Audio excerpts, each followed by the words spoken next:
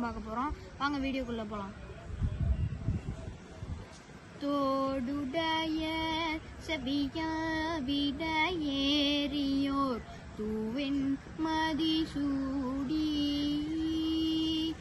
காடுடைய சுடலை பொடி பூசிய உள்ளம் கவர் கல்வன்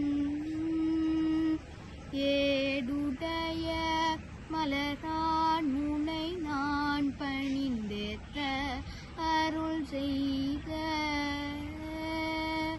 பீடுடைய பிரமாபுரம் ஏவிய பெம்மாணிவனன்றே.